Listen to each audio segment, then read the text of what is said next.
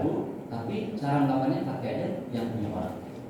Dan kita nggak perlu desain lagi cara melakukan, kita pakai aja karena itu udah proven, terbukti. Tapi kita menggunakan data dan pendekatan baru. Atau datanya pakai punya orang nggak apa-apa, secondary data bisa dipakai. Tapi gunakan dengan pendekatan baru dan cara baru. Kita bandingkan misalnya itu juga semua. Atau ini udah desperate banget. Data pakai punya orang, pendekatan pakai punya orang, tapi cara melakukannya beda. Yang dan ini juga ilmiah, ini juga boleh ya. Novel-novelnya apa sih? Yang paling penting dari semua itu adalah acknowledgement, mengakui. Kalau kita mau pakai punya orang, pakai aja, diakui secara ilmiah. Kalau kita mau pakai cara orang, pakai aja, tapi akui secara ilmiah. Makanya kalau kita nyontek kalau kita meniru dari satu orang dan nggak bilang, itu namanya nyontek. Meniru dari seseorang dan nggak bilang itu nyontek. Tapi kalau meniru dari banyak orang dan bilang-bilang, itu namanya meneliti. Kira-kira gitu ya. Jadi bedakan nyontek dan meneliti itu. Semuanya sama-sama niru sebenarnya, tapi yang satunya dari banyak dan ngomong jujur, satunya dari seorang dan nggak ngomong. Itu aja bedanya. Jadi kita tuh pencontek semua sebenarnya, tapi kaum intelektual. Jadi kalau dilihat di sini, research article get published because they say something new about something old, or tell me something I don't know so I can understand better that I do know. Dan I know. Jadi tadi masih ingat tentang Spider-Man ya? Film Spider-Man yang baru pasti mengatakan something new about something old, betul ya? Hal udah dulu banget itu, tapi dia ceritakan sesuatu yang baru yang orang belum tahu tentang barang itu. Barang masih barang lama.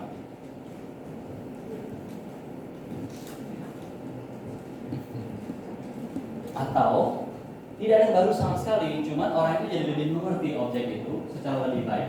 Objeknya nggak ada yang baru. Nah, kalau kita ngomong siklus penelitian ini, saya kira teman-teman sangat paham ini dan kita hafal ini dari SMP SMA gitu ya. Apa itu metodenya dan segala macam. Tapi memang intinya adalah pertama ada fenomena atau masalah yang kita lihat sehari-hari. Yang biasanya kita salah adalah begitu melihat masalah, kita langsung ingin menyelesaikan masalah itu. Contoh begini, kalau di jalan melihat ada jalan berlubang segala macam, kita mikirnya kalau orang komputer nih pasti kalau ada sistem informasinya.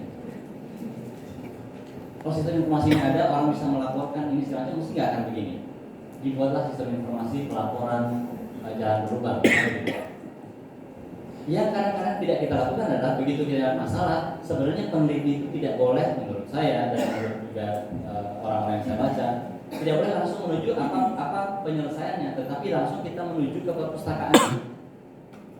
Begitu lihat jalan berlubang, kita ke perpustakaan dulu. Apa sih yang sudah diteliti orang tentang jalan berlubang ini? Jangan-jangan apa yang kita pikirin tadi sebagai solusi itu sudah merupakan penelitian yang jamak, yang sudah umum banget. Maka tidak akan ada novelty-nya. Melihat fenomena, lalu baca. Dari membaca itu kita bisa tahu secara ilmiah, oh sebenarnya sudah sangat banyak penelitian tentang jalan berlubang gitu. Ada yang meneliti tentang aspek ininya, aspek itunya, aspek ininya, aspek itunya. Dari semua yang kita baca atau dari banyak yang kita baca, baru kita bisa ngomong. However, akan tetapi dari penelitian yang sudah ada itu belum ada satupun yang membahas aspek ini. Jadi kemudian itulah yang kita anggap sebagai persoalan penelitian, bukan jalan berlubangnya. Karena kalau jalan berlubangnya berarti itu namanya eksekutif itu. Kalau misalnya bupati lewat ada jalan berlubang, dia harus mikirin solusi langsung nambal itu. Kita bukan bupati, kita peneliti. Kita harus melihat kalau oke, oleh masyarakat nyata ini memang masalah. Tapi oleh dunia penelitian itu masalah nggak? Ternyata nggak, bisa jadi nggak. Karena apa? Karena sudah diteliti banyak sekali. Nah, tinggal kalau ini soal implementasi itu ada cara lain lagi. Berarti kegagalannya bukan di penelitiannya, tapi bagaimana mengkomunikasikan penelitian ini ke policy maker yang eksekutif, kan gitu guys. Jadi artinya teman-teman, saya juga menasihati diri sendiri agar tidak dari masalah kita langsung ketemu atau langsung mencari solusinya. Solusi dari masalah yang real yang kita lihat itu. Karena yang kita anggap masalah untuk diteliti adalah apa yang terjadi di dunia penelitian juga. Lalu kemudian seterusnya setelah membaca, menemukan gapnya, lalu apa yang belum ada, sehingga kemudian kita memunculkan topik penelitiannya, lalu kemudian melaksanakan penelitian gitu kan. baru kesimpulan. Tapi itu nggak berhenti, semua nanti akan terjadi masalah lagi muncul dan menjadi siklus. Makanya kesimpulan seseorang di hari ini oleh seorang peneliti itu adalah fondasi bagi peneliti berikutnya kan? Dia akan lihat itu sebagai nanti untuk mengatakan lagi, oke, penelitian ini bagus dan bla bla bla, tapi belum membahas aspek ini menjadi penelitian baru. Nah, sekarang gini, kita agak teknis sedikit bagaimana menyampaikan yang tadi yang saya sampaikan itu kita sudah meneliti. Dia harus bisa disampaikan dalam tulisan. Kalau tadi kan konsepnya adalah apa yang sudah ada, ingat ya. Lalu apa yang belum ada, itu yang kita kontribusikan kan gitu. Existing, gap, filling the gap. Itu harus dinyatakan dalam bentuk tulisan sekarang. Mari kita lihat bentuk tulisannya begini. Existing dulu. Detrimental effects of residual blah blah blah blah blah have been well known. Paham ya? Sudah diketahui dengan jelas, itu berarti sudah diketahui. Ini yang kalau mau digunakan harusnya menggunakan kutipan-kutipan oleh ini, oleh itu segala. Tapi intinya sudah diketahui yang ini. Baru kemudian setelah kita ngomong apa yang sudah diketahui, kita bisa bilang yang kalimat kedua, however, bla bla bla bla bla bla bla bla is not well established. Yang aspek ininya belum dipahami secara jelas atau belum pernah dipublikasikan atau pernah diteliti secara baik. Jadi apa yang have been well known dengan is not well established itu dua kalimat yang benar-benar kunci untuk menyatakan apa yang sudah teman-teman baca teliti dan apa yang itu. Setelah itu baru kemudian ketiga ini proposal kita, the new mechanism of residual stress bla bla bla bla is proposed in this paper. Itulah yang kita pilih, kita tawarkan. Jadi dalam tiga kalimat itu kita udah harus membuat si pembaca tahu apa yang sudah ada, sehingga kita bisa bilang apa yang belum ada, lalu apa yang kita usulkan. Nah ini clear. Ini saya kutip dari paper seorang. Atau yang lain lagi, misalnya gini, dalam bahasa Indonesia. Berbagai penelitian telah membuktikan bahwa, nah ini adalah menunjukkan kita sudah membaca dan sudah ada yang melakukan. Kalimat yang merah pertama. Bahwa bla bla bla bla bla bla bla bla bla titik. Selalu dimulai dengan meski demikian atau akan tetapi atau bla bla atau however, belum ada analisis komprehensif. Kan itu ini yang bla bla bla bla bla bla bla bla. Lalu kalimat ketiganya muncul, makalah ini atau paper ini akan menjadikan analisis komprehensif karena tadi yang belum ada kan. Nih. Jadi orang membaca itu sudah jelas banget tahu yang sudah ada ini, yang belum ada ini, dan paper yang baru saya baca ini sekarang menawarkan ini. Jadi apapun penelitian teman-teman Bapak Ibu sekalian nanti harus bisa kita wujudkan dengan bentuk yang sesederhana ini dan sesimpel ini. Kalau enggak berarti kita sendiri nggak ngerti apa kita. Banyak senyum-senyum ini. Oke. Yang lain misalnya ini. Sudah dilakukan sejumlah kajian. Selalu dimulai begitu kan. Sudah dilakukan sejumlah kajian, sudah ada yang meneliti. Sudah dilakukan sejumlah kajian terkait fenomena bekerja sendiri atau secara perempuan menggunakan data sekat silang bla bla bla. Jadi di sini ini contoh yang lebih detail lagi disampaikan di situ kutipan-kutipannya ini tahun sekian. Ini mungkin Bapak Ibu agak familiar dengan cara menulis seperti ini ya. Yang menghasilkan sejumlah karya studi kerjaan bla bla bla. Jadi penelitian yang sudah ada itu ngomong apa sih itu dikatakan dulu di kalimat pertamanya. Lalu kemudian kalimat kedua muncul, akan tetapi tidak satu pun dari kajian tersebut menyajikan gambaran yang mengungkapkan bla bla bla bla bla bla bla segala macam. Lalu dari situ kita propose, kita usulkan penelitiannya. Kita sampaikan bahwa makalah ini, paper ini atau penelitian ini akan menyajikan ini. Selalu begitu modelnya. Nah sekarang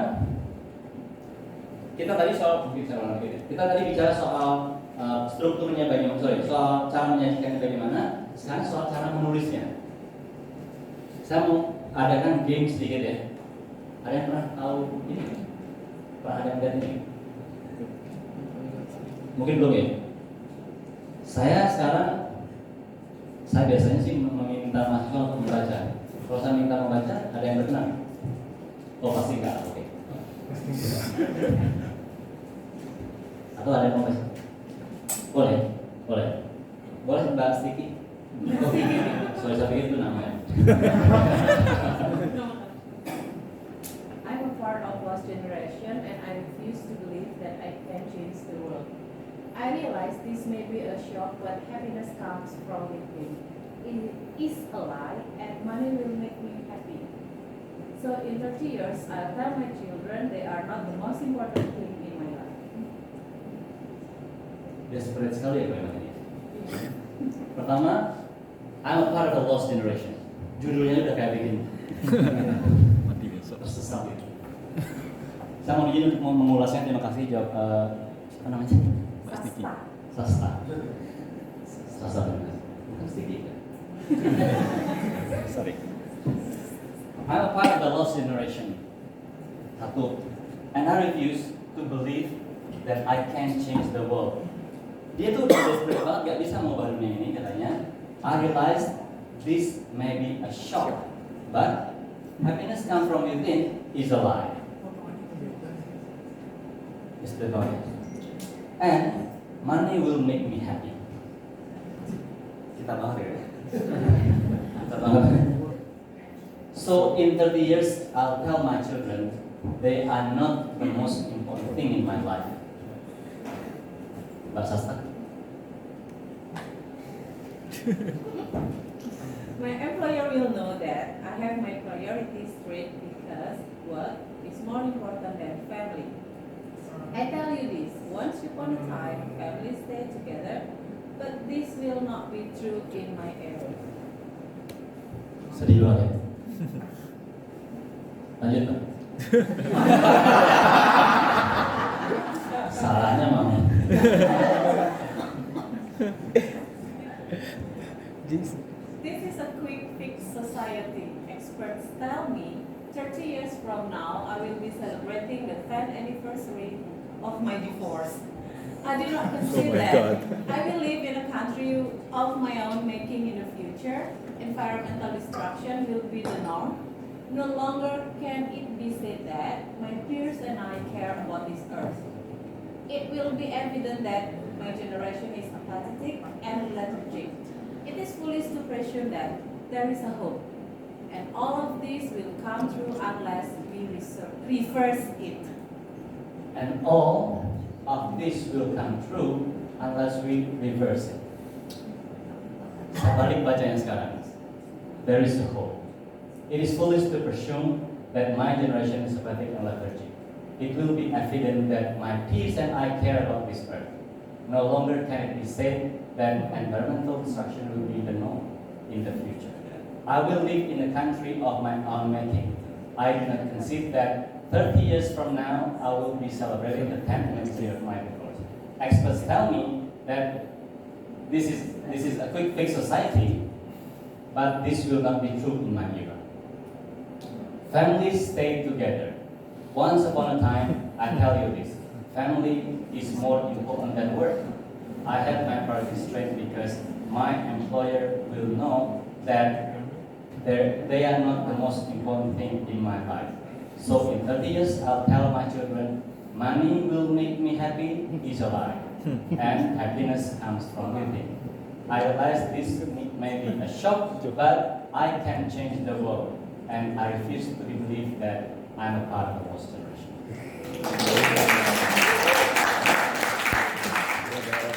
Kata-katanya persis sama, kalimat persis sama. Begitu dibalik, maknanya beda banget. Jadi jangan meremehkan susunan kalimat.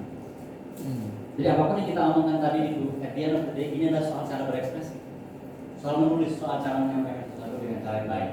Karena kalimat yang sama, kata-kata yang sama, kita ubah susunannya itu bisa menimbulkan makna yang berbeda. Tidak saja berbeda, bisa jadi bertolak belakang. Kalau saya punya kalimat misalnya hukum bunuh tidak boleh ampun, apa artinya itu? Ada orang yang mendapat judgement ya, keputusan hukum bunuh tidak boleh ampun.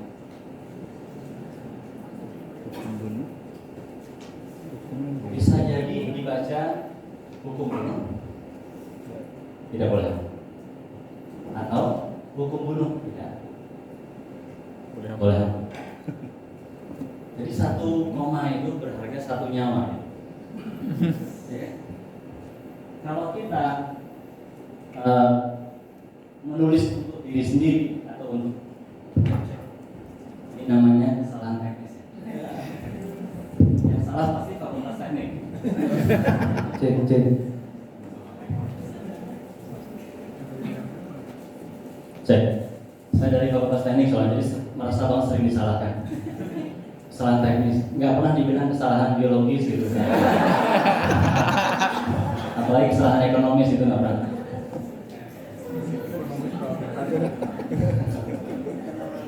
Jadi struktur yang baik itu akan misalnya kita meneliti, Bapak Ibu meneliti, kalau tidak dipublikasikan, siapa yang mendapatkan manfaat?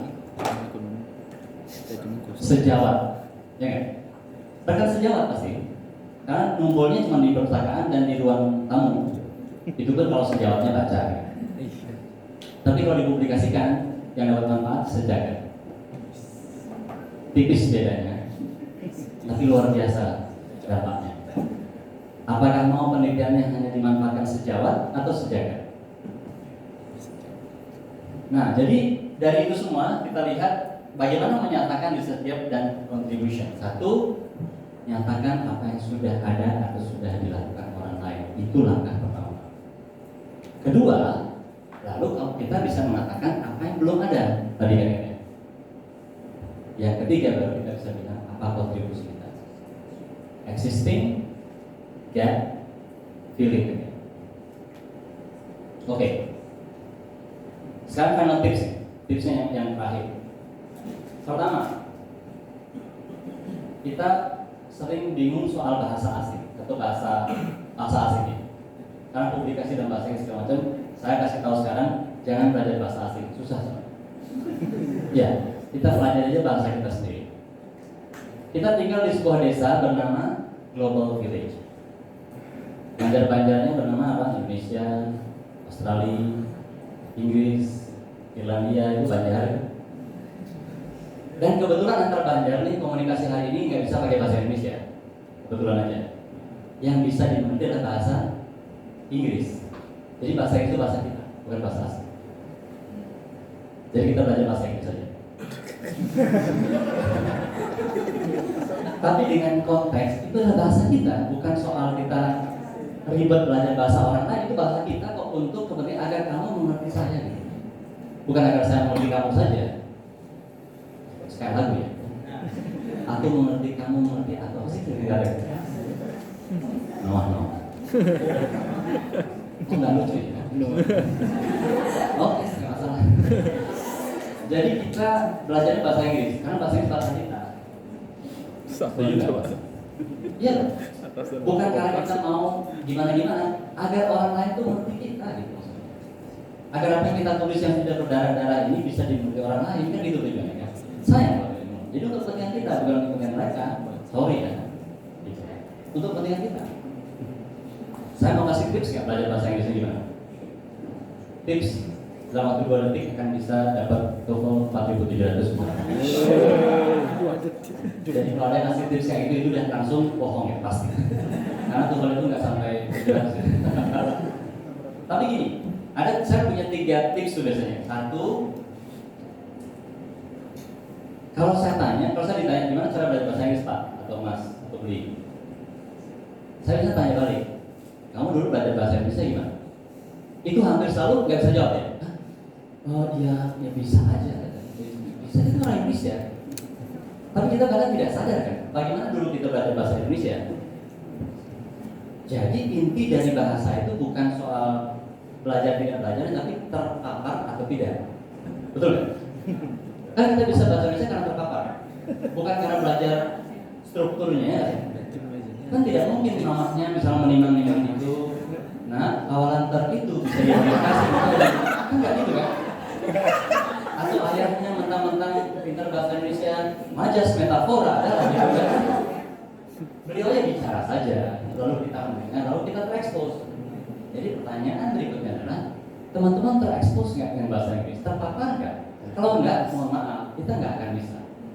Nah, bedanya generasi saya yang kolonial, barangkali gitu ya, dengan yang milenial sekarang, itu adalah keterpaparannya jauh lebih mudah sekarang.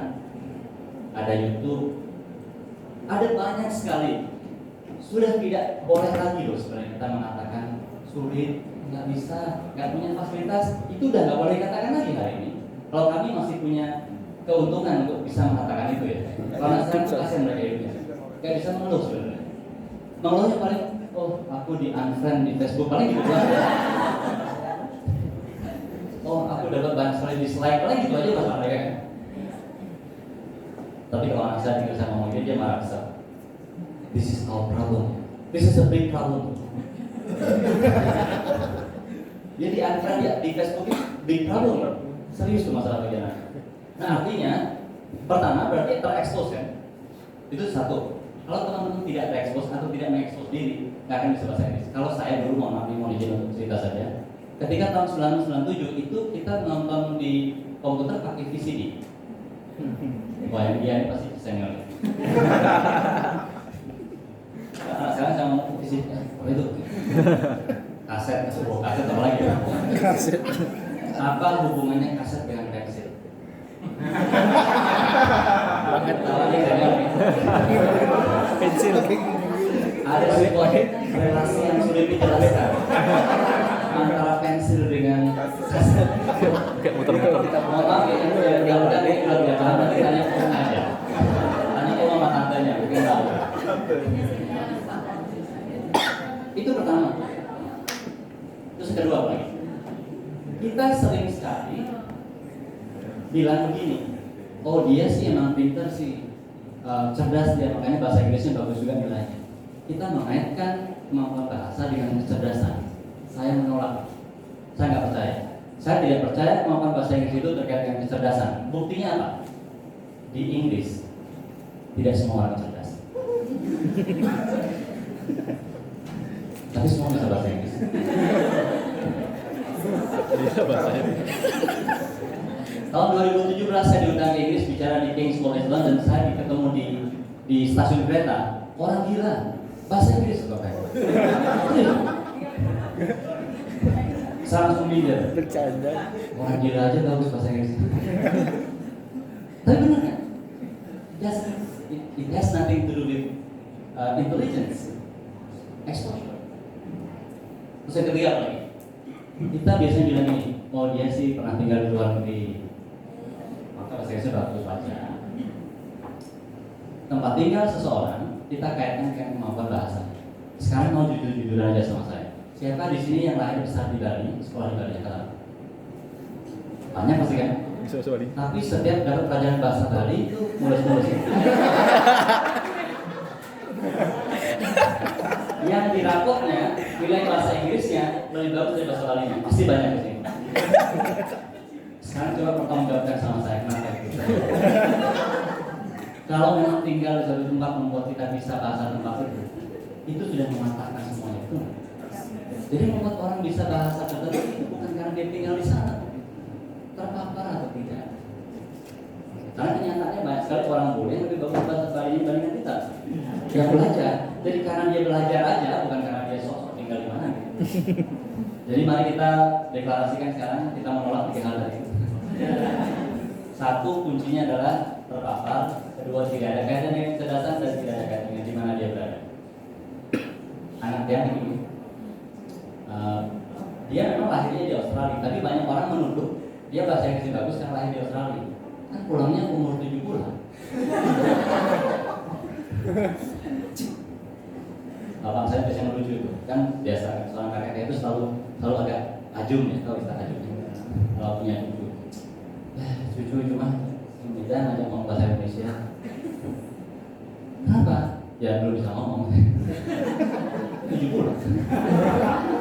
Lucu loh Pak. Jadi orang sudah menuduh, bahasa Inggris ya enggak juga 7 bulan kan nggak bisa ngomong. Dari grup WhatsApp. Bapak saya itu nggak lulus SD tapi lucu gitu. Mengharukan. Inspiratif. Jadi itu satu tadi soal bahasa ya. Saya nanti jaga kemana-mana. Yang kedua, Media sosial.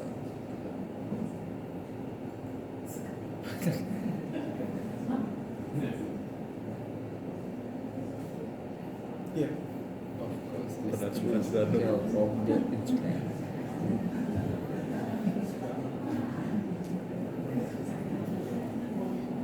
jadi Soekarno benar ya?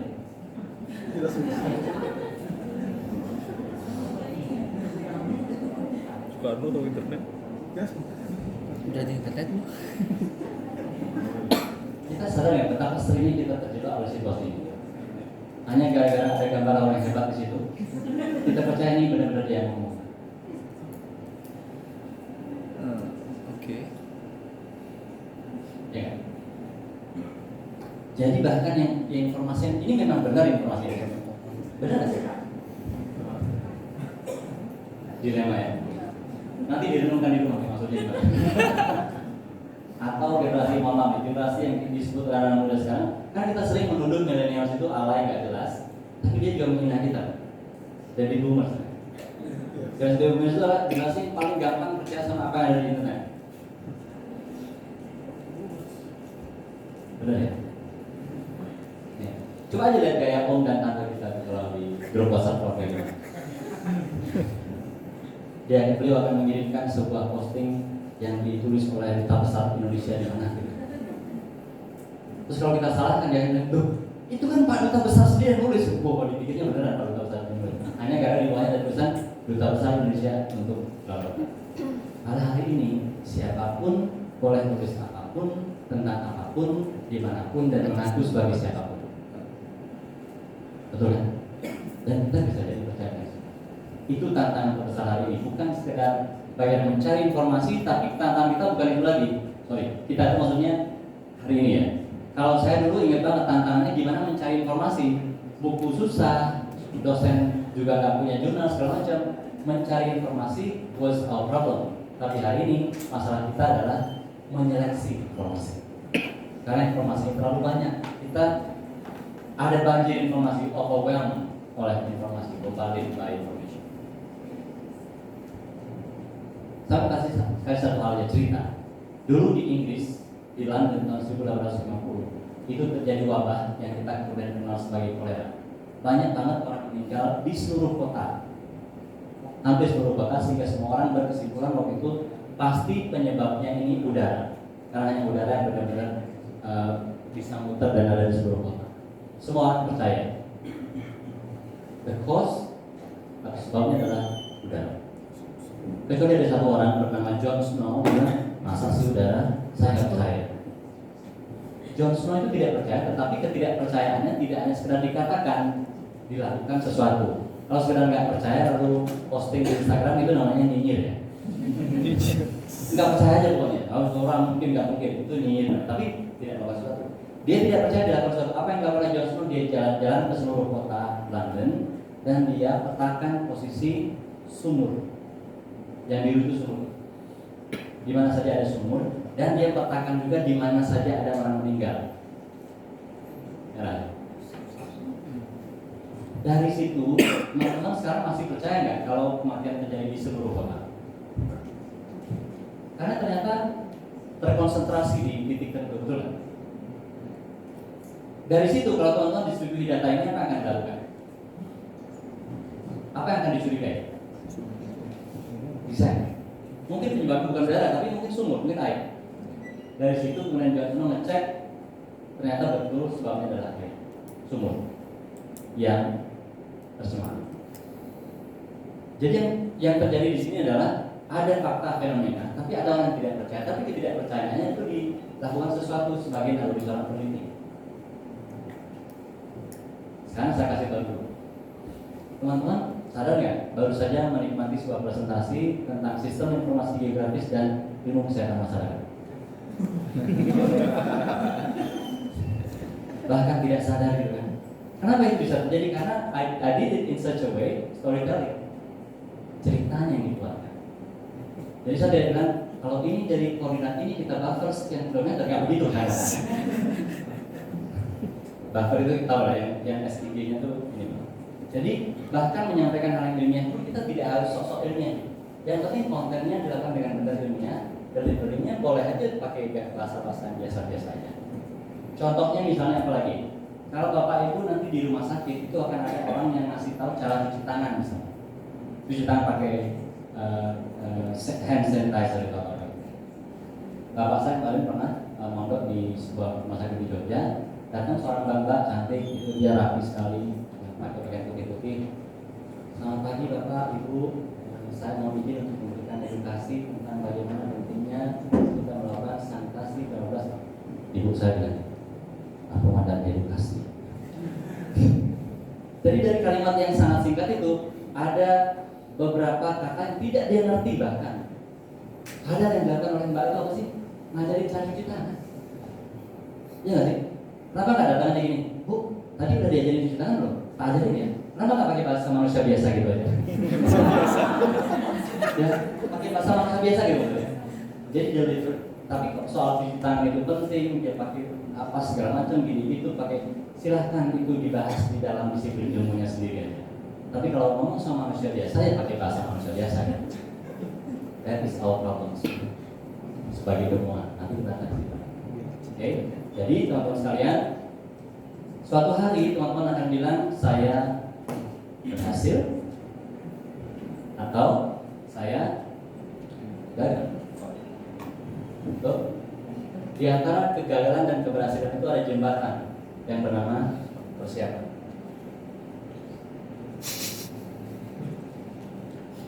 Impossible kan? Mungkin kita salah baca. I am possible. So it's all about you because we need you for success. Terima kasih.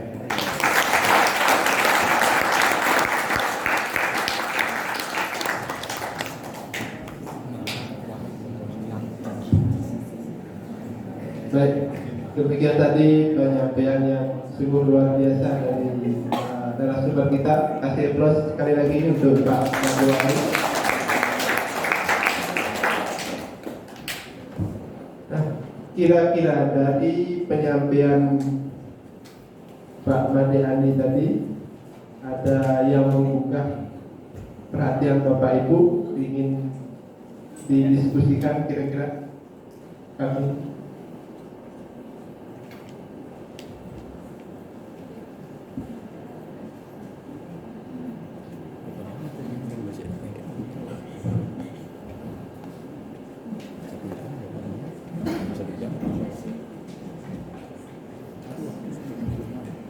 Silakan, mungkin ada yang mau bertanya. Ya. Pak Edi yang dari Tabanan. Tabanan 2 ya. Terima kasih, selamat sore. Mohon izin Pak untuk bertanya. Kebetulan saya belum punya penelitian Pak, jadi saya baru belajar. Saya sebenarnya sangat tertarik sekali meneliti gitu Pak. Cuman ini baru belajar dan dari kemarin sangat menarik sekali pertemuan, apalagi Bapak juga menarik sekali informasinya. Yang menjadi keresahan saya dulu Pak adalah saya banyak bergaul dan berkecimpung di UMKM gitu. Lalu saya masuk ke dunia ini, saya melihat gap yang sangat jauh sekali gitu Pak. Artinya hal-hal yang diteliti, saya baca-baca jurnal, rasa-rasanya mengawang-awang dengan aplikasi di UMKM kita, terutama di Bali mungkin Pak gitu. Nah, bisa mohon diberikan secercah cahaya gitu Pak.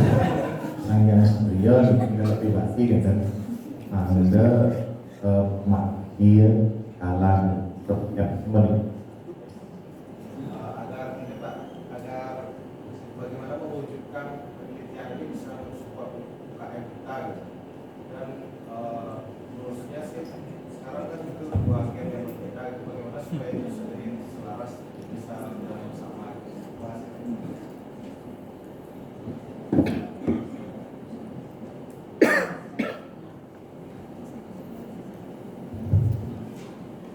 Nanti di sini kita bicarakan tawaran 1-2 ya. Semuanya. Yang kira ini, saya tidak akan berpura-pura jadi ahli segala macam. Tapi ini sebenarnya keresahan hampir semua orang dari kita. Yang kalau kita ada di dunia akademik dan penelitian, kita merasa ada di satu dunia tersendiri yang itu terlepas dengan dunia nyata, terpisah dari dunia nyata. Menurut yang tuh gini, saya akan bicara dari agak belakang sedikit ya. penelitian itu kan secara filosofis memang sebenarnya dilakukan untuk memperbaiki kehidupan. Ampun nih, kita ngomong gini mungkin kesannya kayak mau nyalon bupati. Tapi memang kalau kita mau jujur, itu memang begitu. Filosofinya begitu, agar proses pendidikan itu menghasilkan perbaikan bagi kehidupan. Masalahnya adalah, masih ingat tadi kalau kita yang bicara soal data, information, knowledge, policy, itu artinya harus menjadi policy. Nah, itu pula yang terjadi di aturan akademik kita. Kalau nggak dipaksa ini si manusia bernama dosen ini untuk meneliti, ternyata nggak meneliti dia, maka kemudian muncullah aturan.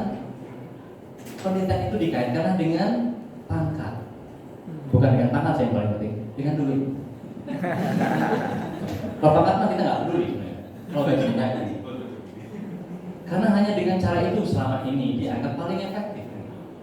Maka kita jadi memandang penelitian sebagai sebuah instrumen untuk kepentingan sangat individual ini kan, yang gitu. Maka kemudian semuanya dalam rangka menggugurkan kewajiban saja. Yang penting, kan? Pangadok sih. Betul. Saya mau jujur dulu nih, Joni. Saya tidak mengatakan teman-teman ya, saya mengatakan diri saya sendiri juga nih. Semua orang yang ada di posisi ini akhirnya kemudian didikte oleh proses administratif itu. Nah, pengadokin. Maka dari itu kemudian sering sekali uang penelitian ini bertransformasi menjadi sesuatu yang tidak. Harusnya jadi reagen menjadi pagar rumah, misalnya gitu, itu contohnya. Misalnya loh, ini sekedar bisa. Ya walaupun saya tahu sih lebih sering jadi kamera ya. Atau iPhone.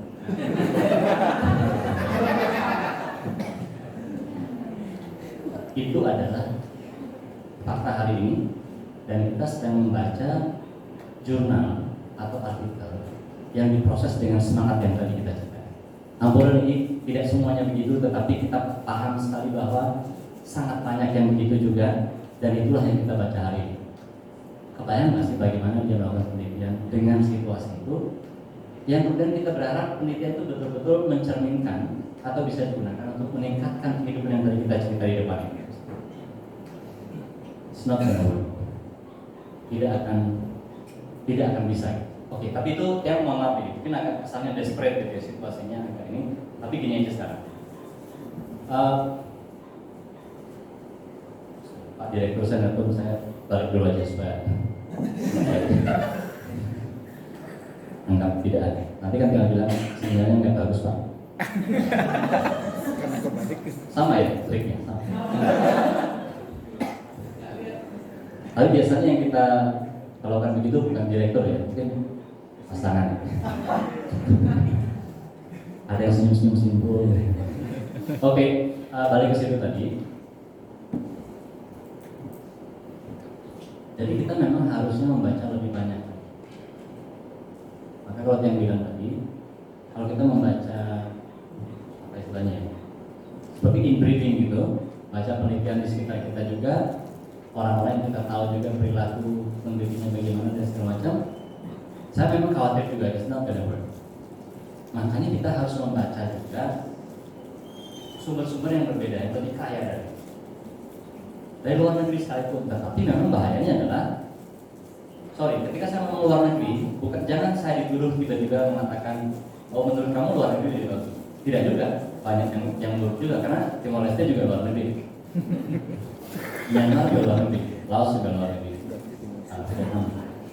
Tapi memang di situ kemudian penting sekali bagi kita untuk memilih sumber-sumber bacaan yang sah gitu. Jadi kita bisa menilai jurnal yang bagus gimana segala macam. Makanya penting untuk tahu proses review di sebuah jurnal itu bagaimana dan segala macam. Kalau kita membaca sebuah artikel dari jurnal yang menerbitkan artikel karena dia nggak ada artikel lain aja yang diterbitkan, karena editornya udah desperate, berkali-kali memperpanjang call for papers, nggak ada yang ngumpulin. Sehingga yang dikumpulin yang diterbitkan rakyat yang apa adanya. Lagi-lagi hanya untuk mengejar bahwa ini harus terbit, karena kalau nggak diterbit maka akreditasinya dicabut. Maka dia tidak akan beli lagi KPC atau tidak lagi terbit. Jadi yang mohon izin untuk dulu membawa ini dalam pikiran kita, bahwa itu sebenarnya juga berpengaruh terhadap apa yang kita baca.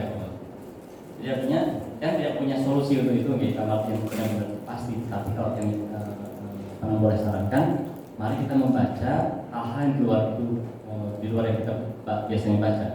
Kalau misalnya kita ingin bicara soal bagaimana meningkatkan produksi salak gitu di masa sebuah daerah di Tabanan, kita dalam melakukan searching itu biasanya sudah membatasi kita sendiri. Sangat mungkin kita akan membatasi ada kata-kata salaknya, ya kan?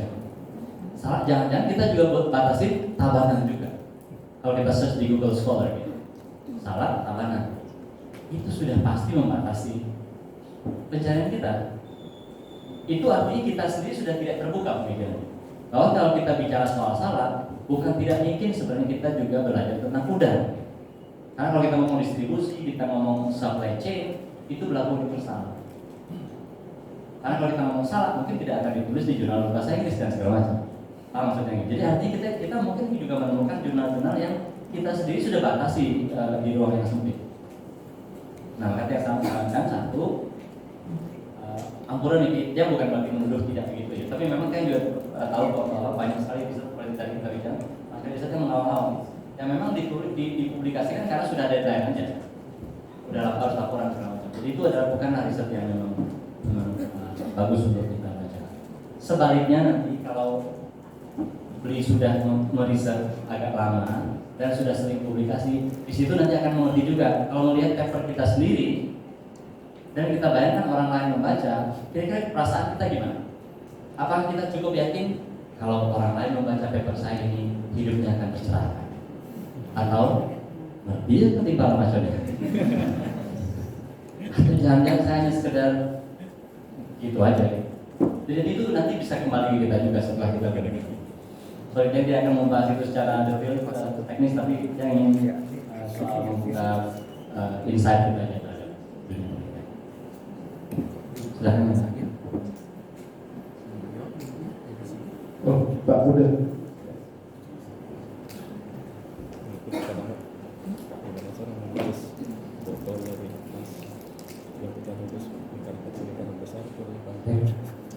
Selamat siang Pak Madi, terima kasih atas pencerahannya.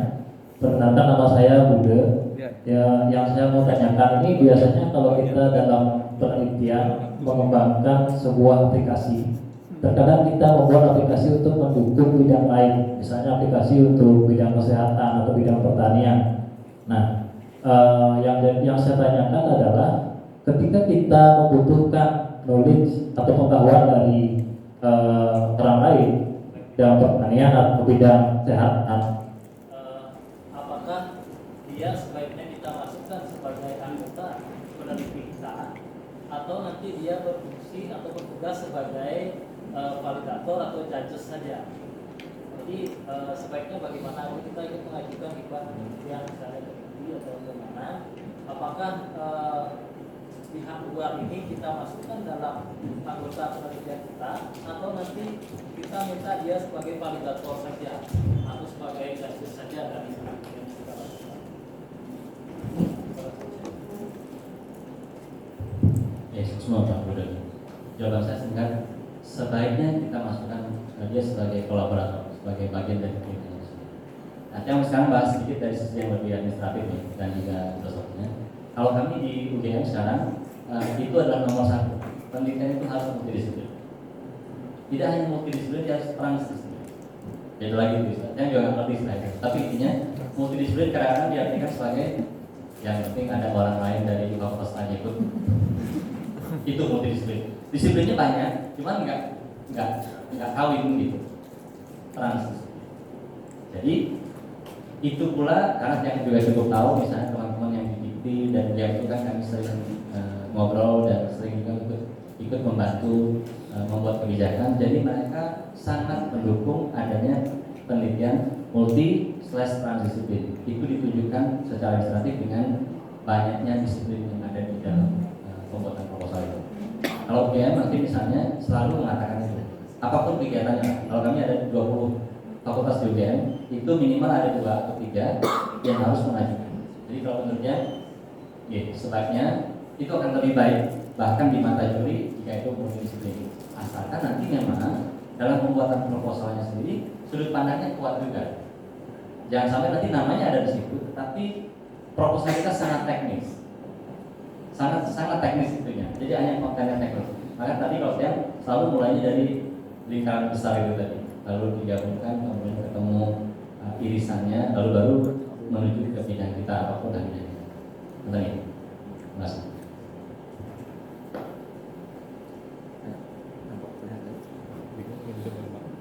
Tadi saya cerita ke Ibu Budi, saya sebenarnya itu diminta menyiapkan 2 presentasi.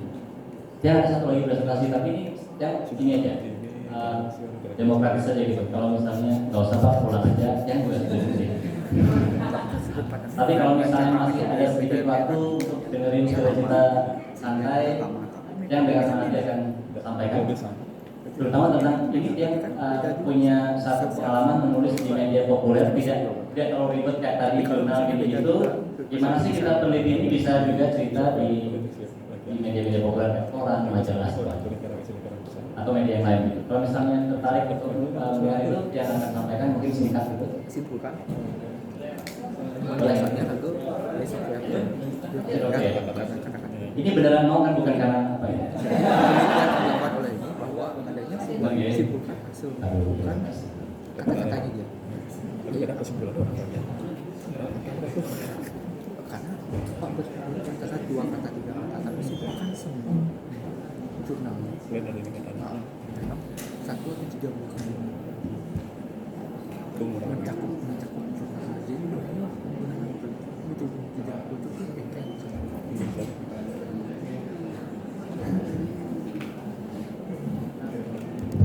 Oke ya. Kita akan tutup sendiri.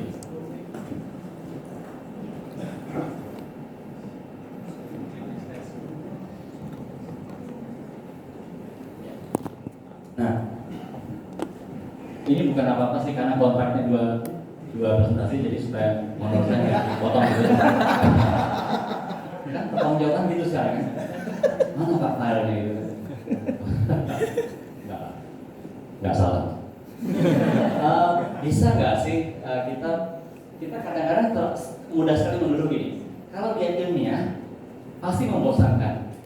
Kalau dia gaul mungkin nggak ilmiah. Kita sering menuduh gitu ya. Bisa nggak sih kita mengawinkan dua-duanya? Saya mau cerita dulu, kalau kita mau belajar sesuatu yang baru, kata bapak saya nih, kamu harus datang sebagai gelas kosong atau kamu harus nggak boleh merasa pinter. Saya mau meneruskan apa yang bapak saya nasihatkan, jadi tolong teman-teman merasa dikosongkan gelasnya. Nanti kalau misalnya saya sampaikan itu ternyata mengganggu, dibuang di rumah. Kita bicara, mohon maaf nih, ada yang sudah S3 di sini? Siapa aja yang sudah S3? Boleh kita. Oke, berarti begini, saya mungkin bisa sedikit kasih share. Teman-teman ini mungkin ada juga yang berniat S3 kan? Mari kita lihat sekarang apa sih sebenarnya S3 itu gitu. Karena ini kita bicara soal penelitian. Bayangkan ini adalah lingkaran seluruh pengetahuan umat manusia. Itu lingkarannya. Ketika kita SD, kita mempelajari yang itu, yang titik kecil umum di tengah. Oke? SMP seperti itu. Jadi kita mempelajari di dalam lingkaran itu sendiri pengetahuan yang sudah ada. SMA gitu. Kalau nanti kita sudah S1 ada penjurusan, kita tidak lagi di lingkaran besar tetapi cabang. Gitu kan? Karena udah mulai ada jurusan. S2-nya idealnya kita memperpanjang cabang itu, betul? Jadi S2 pun masih dalam konteks di dalam lingkaran pengetahuan manusia itu sendiri. Bapak Ibu teman-teman tidak dituntut untuk menghasilkan hal yang baru banget. Kalau nanti Bapak Ibu teman-teman sudah mulai S3, maka tugas pertamanya adalah untuk menyentuh sisi terluar pengetahuan manusia, memperpanjang apa yang sudah punya S2 dengan bacaan yang keras, dengan banyak sekali jurnal yang kita baca sampai kita tahu di titik akhir, oh penelitian di bidang ini ternyata sudah sampai di sini. Maka muncullah dia ini, kalau saya besarkan menjadi begini, dia menyentuh titik terakhir atau sisi terluar pengetahuan manusia. itu baru kita menyiapkan landasan untuk menjadi seorang S3. Makanya banyak membaca segala macam. Disitulah kita dorong lagi dengan penelitian sampai kemudian kita desak ini sehingga dia keluar dari lingkaran pengetahuan manusia itu, maka jadilah dia novelty atau hal baru kan. Maka lingkaran manusia, pengetahuan manusia akan bengkok seperti itu, dan itulah PhD kita, S3 kita. Bapak Ibu teman-teman akan tiba-tiba merasa inilah dunia kita sekarang. Kita sudah bisa membengkokkan ujung terluar pengetahuan manusia dan kita sudah merasa berkontribusi sangat banyak. Tapi kalau kita lihat di sini dan kita kembalikan ke sini,